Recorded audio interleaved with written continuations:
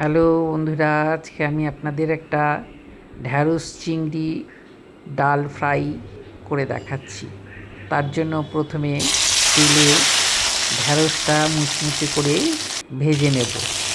তাতে সামান্য নুন দেব আর বেসন দেব। তার কারণ হচ্ছে ঢ্যাঁড়সগুলো গায়ে লেগে থাকবে না, ঝুরঝুরে হবে। ভালো করে এটা ভেজে নেব। এটা আপনারা রুটি, পরোটা, ভাতের সাথে সব কিছুর সঙ্গে এটা ভালো লাগে। ভাজা হয়ে গেছে, এটা তুলে রাখলাম। এবারে মুসুর ডাল অল্প সামান্য জল আর নুন দিয়ে ফাটা ফাটা করে সেদ্ধ করে নেব। গোটা গোটা থাকবে ডালগুলো, বেশি সেদ্ধ হবে না। এদিকে চিংড়ি মাছ কুচিয়ে রাখছি।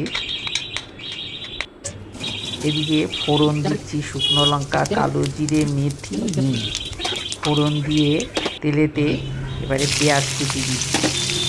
পেঁয়াজটা একটু নাড়াচাড়া করে এবারে কাঁচা লঙ্কা দিচ্ছি আর চিংড়ি মাছ কুচনোগুলো পেঁয়াজের মধ্যে দিয়ে হালকা ফ্রাই করে নেব। বেশি ফ্রাই করব না, তাহলে শক্ত হয়ে যাবে। ঠিক আছে, এবারে হলুদ দেব, লঙ্কার গুঁড়ো দিলাম,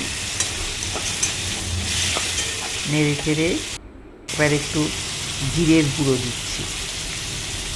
জিরের গুঁড়ো দিয়ে এবার ওই ঢ্যাঁড়স যেটা বেসন দিয়ে ভেজে রেখেছিলাম এটার সাথে মিশিয়ে দেবো। এটা কোনো জল যাবে না।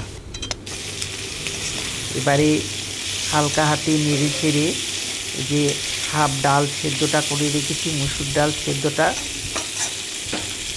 এতে দিয়ে দেবো। আপনারা চাইলে মটর ডাল এরকম হাফ সেদ্ধ করেও দিতে পারেন। দারুণ খেতে এটা, দেখবেন গরম গরম পরোটার সাথে ভালো লাগবে, রুটির সাথে ভালো লাগবে। খেয়ে দেখবেন। সামান্য চিনি দিয়ে দিলাম, দিয়ে নেড়ে চেড়ে ভাজা হয়ে গেল। এবারে উপর থেকে ধনেপাতা কুচি ছড়িয়ে দিলাম। ভালো লাগলে লাইক, শেয়ার।